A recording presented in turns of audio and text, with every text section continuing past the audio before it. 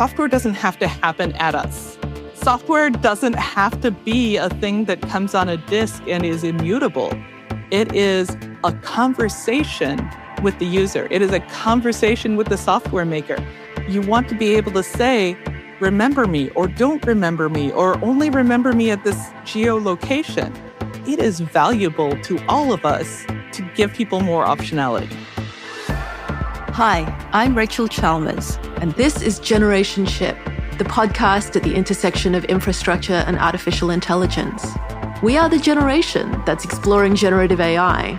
We are a finite group of people with a finite set of resources, and we have to share this infrastructure. We have to find fair and ethical ways to do that.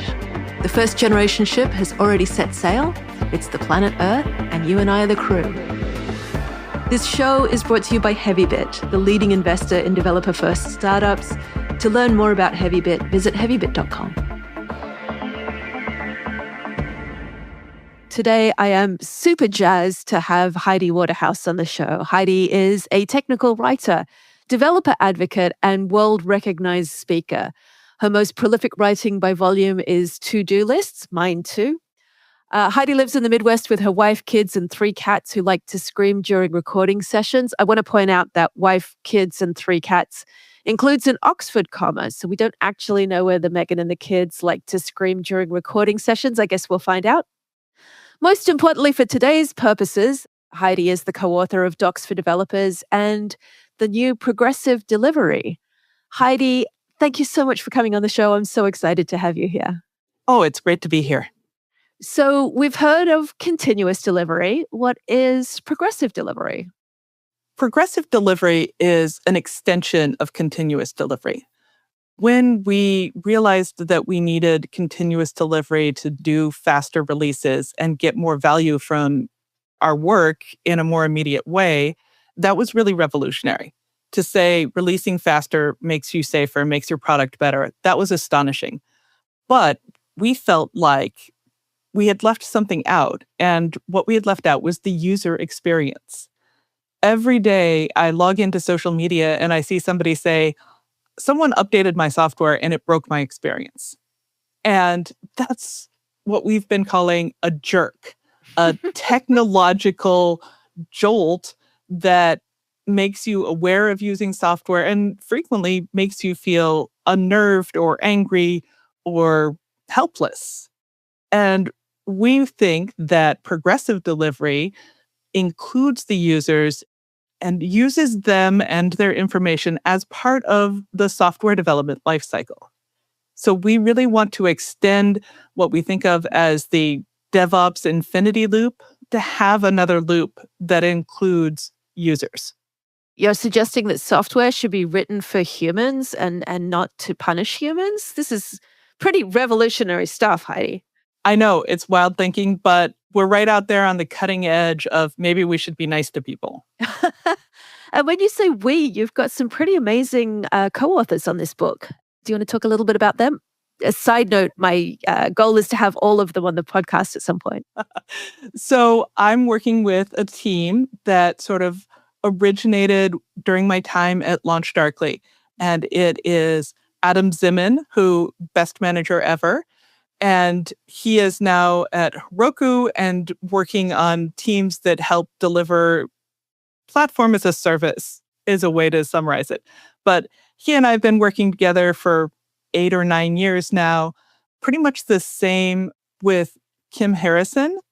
We are working together. She's the project manager of the group. And I think it's really important for any collective action activity to have somebody who says, there are deadlines in the world. So Kim is the person who keeps us on track and makes sure that our message stays consistent. The dungeon master for your ragtag band of misfits. Exactly. She's the cat herder. And then we have James Governor, who is a founder and analyst at RedMonk. And he's been doing a lot of the hey, this is a thing that's coming. This is a thing that we can see. Let's talk about how this should work. And so, uniting our powers, we have created a book called Progressive Delivery, make the right software for the right people at the right time. It's very generous of me to plan to have you all on the show because, of course, when I was an analyst, James Governor was one of my nemeses, and we had a very friendly rivalry going on. So very magnanimous of me to extend that invitation. Noble. How is progressive delivery different from CI/CD? Does it go beyond the human focus? So one of the things that we've realized is that CI/CD tools have evolved, and we haven't really figured out how we evolve the software development lifecycle to include that. So we did waterfall delivery of continuous delivery. We totally did. We're like, here's our plan for how to do faster deployment, And it's set in stone forever. right? There's a Gantt chart, man. But we have all of these tools, like feature flagging has really exploded in use. Everybody is using feature flags all the time in their software. And either companies are rolling their own or they're using one of several providers. But either way, you don't know that you're getting the same Uber experience, the same Google experience, the same Facebook experience, even the same like HelloFresh experience as a person over, because we are constantly testing and evaluating. And when I say evaluating, I mean like observability. Net promoter score is like, it's not the worst metric, but it's not a great metric because it requires you to ask people how they feel at a moment in time. And usually it's when they've had to think about your software and are therefore mildly frustrated. I definitely wouldn't recommend the Net Promoter Score to my friends. Exactly. I would not. I'm like, you are asking me at a time when I am angry. No, what we want to know is high cardinality data about how many hours do people spend in our software? What are they doing? What are the features they actually use? What are the hotspots? And some of that comes in from the usability side. Like the usability experts in software know a lot of this, but a lot of times we've been studying people in like a small room with a lot of video cameras. This is not a realistic expectation of how software actually works when they're using it in anger. So we could use all of that instrumentation that we're getting from observability tools and apply it to the experience of using the software. What's the total like flow time for this particular task? How long does it take to book an airline ticket? This is a real hobby horse of mine because as an investor, what I was taught to look for and what I always do look for is the moments to joy, the moments to delight. You know, the great software products are the ones that my friends won't shut up about, that transform their process and make them incredibly happy. I will shout out to Granola, which is my most recent of these, which has completely transformed my workday. What's it do? It's a note taker. And you're like, oh, I've already got one of those. But Granola takes the notes that I would take by transcribing all of my meetings, giving me a searchable archive that I don't have to lift a finger for. It's really elegant. Searchable is such a big deal. Yeah. Yeah. For those of us who outsource our executive function to dungeon masters, it's crucial to have an offboard memory. Yes. So to go back to your original question, how this is different than CI/CD is incorporating the user and also adding the new tools that we have. So feature flags, A/B testing, rollbacks, ring deployment, sunsetting, all of these things and observability give us a much more nuanced set of controls for the software that we are giving to people. Give us an example in the wild. What are you seeing out there? So a positive example or a negative example? I'd like both. Why not both? So a negative example is you woke up and your Samsung phone suddenly has a bunch of AI on it that you did not ask for, and you don't know how much it's listening to you. Maybe you're excited about this. I am not excited about this. I'm not excited about this. I didn't sign up for that. I didn't want that. It was pushed onto my phone, and I can't get rid of it. I do not have any autonomy in how my phone, which is a cybernetic extension of myself, is behaving. That's really enraging. But a positive version of this is every time a website remembers who you are and what you want. So Libby, my personal instance of Libby, there are a lot of things I don't like about it, but it does remember that I want audiobooks first. Hmm. And it says, oh, last time you searched on audiobooks, I will restart there. Okay, that's super useful, but that's not what everybody wants. There are people who want ebooks. There are people who want to use Libby to place paper holds. Everybody should get the experience that works best for them. Mhm. Why is Progressive Delivery a useful book right now? I think that right now in our current state, we're realizing that software doesn't have to happen at us. Like, software doesn't have to be a thing that comes on a disk and is immutable. It is a conversation with the user. It is a conversation with the software maker. You want to be able to say, remember me, or don't remember me, or only remember me at this, geolocation. Like, only unlock my phone all the time if I'm at home. Okay, I don't want to carry around an unlocked phone. But I also don't want to unlock my phone every time I pick it up to check the time. Okay, that's a conversation that I've had with the software that gives me more autonomy and more power. And I think that the book is about explaining to people how they can empower their users and their developers and their organization structure to say it is valuable to all of us to give people more optionality. It's not going to cost that much more. It's not like we're doing entire separate streams.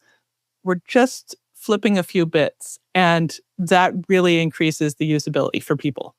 So the book is about creating a conversation with users. And we get to it through talking about how abundance has helped us, like how compute is cheap and plentiful for most of us, and autonomy, like how does a developer get to make things and how does a user get to do them?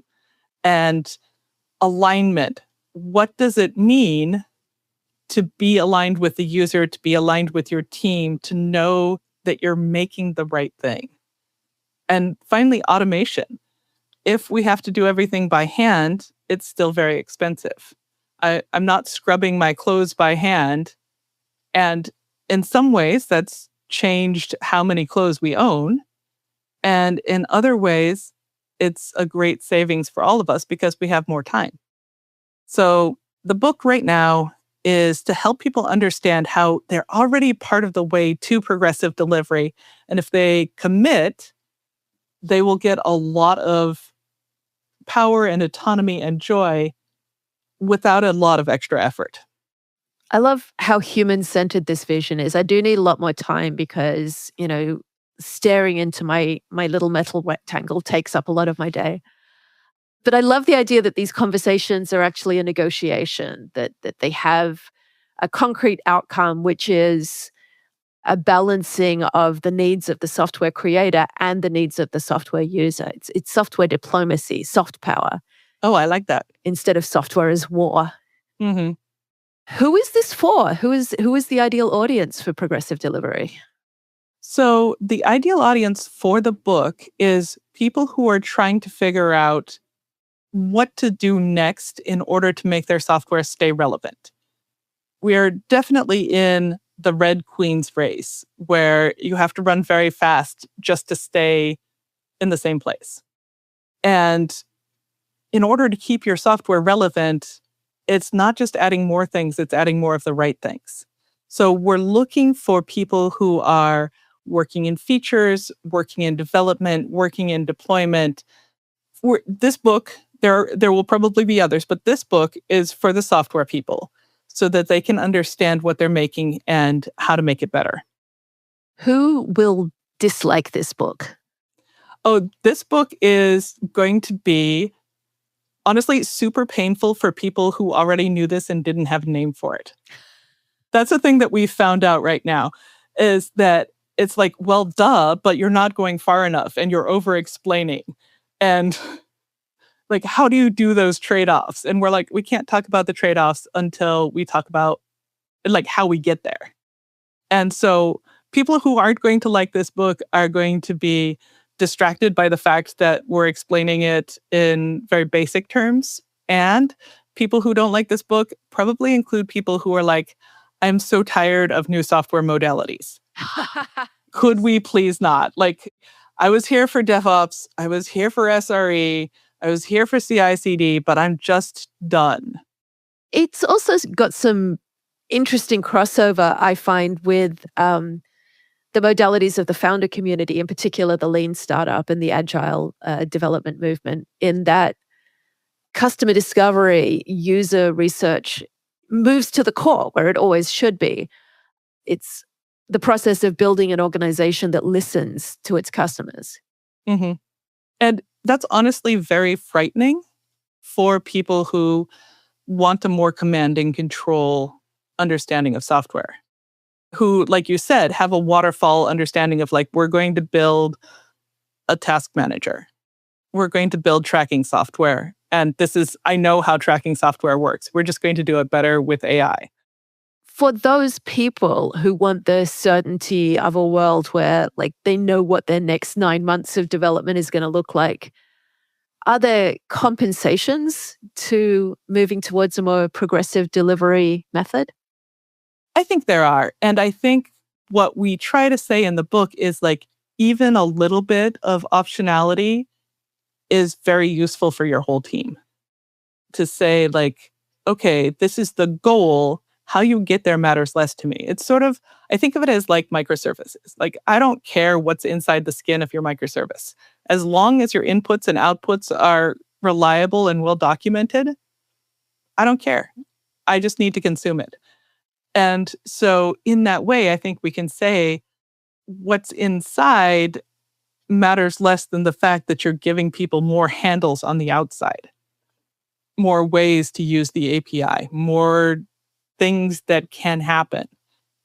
And they could still be writing, a very regulated piece of software and have different ways that it manifests within that system. One of the things we say in the book is this is not the appropriate modality for all kinds of software. Like, progressive delivery is really intended for software that does not have external requirements that prevent that kind of rapid motion. Please don't make the software in my pacemaker reactive or responsive. Exactly. And I think, life critical systems are and should not be at the cutting edge of technology. Nuclear submarines are an appropriate site for command and control. Right. Okay, so we've been dancing a little bit around the elephant in the room. You and I grew up in a world of microservices where like everything seemed chaotic at the time, but we're about to enter a world with a million agentic robots and vibe coders, and everything's about to get even sillier. What does progressive delivery mean for AI? And I guess, what does AI mean for progressive delivery? I think it's always useful to disambiguate what we mean by AI. If what we mean is machine learning, then it sort of plugs into the observability and understanding how things actually get used parts. If what we mean by AI is chat interfaces, I think that we have a great opportunity to let people tell us in natural language what they want software to do, and then gather that data up and use it to make software that is more closely tailored to what people are actually trying to do. I think if we mean AI in the sense of the always 6 months away, like intuition machine that's just sort of knows what we want, I think that progressive delivery doesn't have a lot to say about that, because what we want to deliver is something tangible, not something aspirational. We want to give people real things as soon as we can, and not like in the sweet by and by. But what about the hype curve, Heidi? What about I have feelings about the hype curve, and I'm really looking forward to the thing where we level out on AI and we say, actually, this is a useful tool for a lot of things, but not for everything. And here's where we think it's going to be useful, and continue to improve and iterate on that. We'll see. I could be wrong. I've certainly been wrong before about technology hype curves, but I feel like when we talk about AI as just this amorphous thing that is smart, we don't give it enough credit for what it's good at. I think that's exactly right. And it feels like we've done a very poor job of educating users and centering users in this wave of AI. Your distinction between machine learning and chatbots and the imaginary intuition machine is a really salient one because, there are machine learning and even chatbot applications that are real and compelling and already available. But when people treat ChatGPT as the intuition machine, or worse, when they treat it like Google, it betrays a fundamental misunderstanding of what these transformer systems actually do. And I feel that, especially for folks like you and me who sort of sit between technology and the real world and try to translate, I feel like we fell down on the job a little bit with this.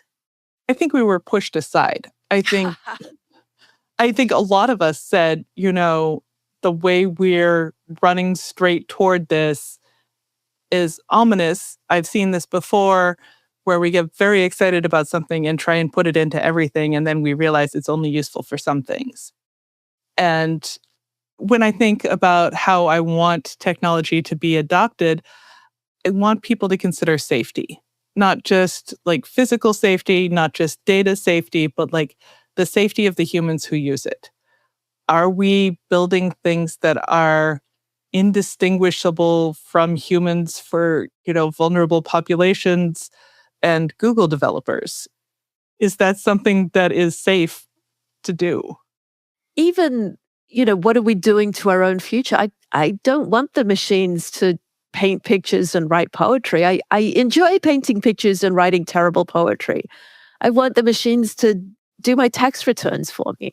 I don't want them to take the good parts of life away. I want them to take the tedious parts of life away. And the lack of that kind of user centricity in AI is bewildering to me. Why would anybody want the opposite? There are a lot of theories on why it seems so attractive. And I think it's because it's hard to prize something when you start doing it because you're not good at it. Like, the first step to being good at something is being bad at it. That is an extremely painful experience for very bright people. To look at a poem that you wrote and say, actually, that's quite shit. And there are some people who are like, okay, poetry is not for me. And there are some people who are like, if only I could ingest all the poetry in the world and then like juice it and then condense the juice, then I too would be that kind of poet. And you can do that. But you still write a really bad poem because there isn't a shortcut to attaining mastery. By definition, it's about the process, not the outcome. But have we been rewarding people for that? We have not. No, we absolutely have not. We rely on intrinsic reward. Yeah, but I feel like this is actually like a reflection of where we come from, and the people who end up in power in technology is, it's very painful to be bad at something if you're good at almost everything else. And maybe there is a way that I can use this thing that I'm very good at to catch up to people who have spent years practicing. Says more about them than it does about the good poets. It does. Speaking of writing and being precious and killing your darlings, what parts of the book did you hate cutting out? I had an amazing analogy about how basically dev and ops and users could be like the three sisters of Native American agriculture. Squash and corns and beans. Right? Where the corn supports the beanstalk and the squash covers the ground so that there are fewer weeds, and the beans provide nitrogen fixing for the squash and the corn. It's a beautiful analogy. Shout out to Robin Wall Kimmerer. Please, could she adopt us all? Yes, exactly. And feed us. It sounds delicious. But we ended up needing to cut that because it wasn't making sense in the context of what we were talking about. And we found some ways to address that were equally useful, if less poetic. What are some of your favorite sources for learning about AI? So when I'm learning about AI, first of all, I like to be clear about what I'm trying to learn. Like, am I trying to learn how the model works? Am I trying to learn how it's being applied? Am I trying to figure out how to use an AI tool? Those are all different things.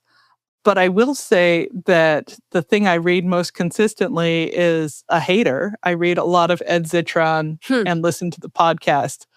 But as a balance, Kelsey Hightower did a really cool thing about like, okay, I'm going to learn AI. What about this is useful? Because I need to understand. And he did that with Kubernetes as well. Learning in Yeah, public is such a powerful move. it's so powerful. So that was very useful to me. But most of the time when I need to learn about AI, what I actually need to learn is which version of AI is the person I'm talking to talking about. And then are they talking about, it's almost always agentic. Like, what if I could make ChatGPT slash OpenAI slash deep source, what if I could ask it questions like a search engine? And I think that's an interesting problem. A lot of people are using it for writing. And in fact, I'm giving a talk soon on AI and technical writing because it is a thing a lot of people consider drudgery. And it seems like you should be able to feed it enough existing documentation and your code and have it like mush those up and produce usable documentation. And I think we're not there yet, but it's possible we could automate a lot of technical writing that is currently manual, tedious, repetitive, all of the toil definition. But I think that an AI will never understand something and therefore it cannot explain it. It can describe it. It can, like vision analysis. It can say there's a cat in this picture, but it can't explain this is like that other thing. This is why you need to do that. This is in this company, we do it this way. I think that's an important thing to really grasp is what am I trying to do and how does it work for that? I mean, that is the classic power move in tech is taking a step back and saying, what is the problem we're really trying to solve here? Mm-hmm. And one of the stressful things about certain foundation model companies in particular is that the problem they're trying to solve is evidently to make their founders very wealthy. Yes. And now we have this enormously expensive tool in search of a problem. And there are so many cool uses. My sister works on the Kaggle project, and she's like, "Oh yeah, it was Kaggle models that helped decrypt the scrolls at Herculaneum, where they used lasers and UV to detect the paint and ink on the rolled up scrolls that had been baked by Pompeii." Magical stuff. Just amazing. Right? That's super magic. Like, go do protein folding, please. Go and find, 30 more figures on the Nazca plains. Yeah. So there are so many amazing things that we can do with it. I just think that the thing that is easiest for people to access right now is make me a limerick about, something. The problem we really need to solve is quenching the flow of bad limericks. So I'm going to make you God Emperor of the Galaxy for the next 5 years. I just like what you stand for. I think this is a great move for us. What is the future going to look like in 5 years if everything goes the way you think it should? If everything goes the way I think it should, nobody has to be scared. Mm. I think a lot of the things that I see wrong with the world, both on the macro and micro scales, are we're scared of losing our jobs because we're scared of losing healthcare. Mm-hmm. We're scared of electing some people because other people have told us threatening things. We're scared of being deported. I think that fear makes us significantly stupider. Mm-hmm. And I would like to start by making people less scared by providing material needs. Mm-hmm. And we can tell that there's enough money for material needs if we shared it. Yeah. I'm even more in support of your platform now. Last question, best question. The podcast is called Generationship because I'm a huge science fiction junkie. I know you are too. If you had your own ship designed to last multiple human generations, what would you name it? I think I already gave you my first pick, but I think that the idea of a generation ship embodies exploration and hope.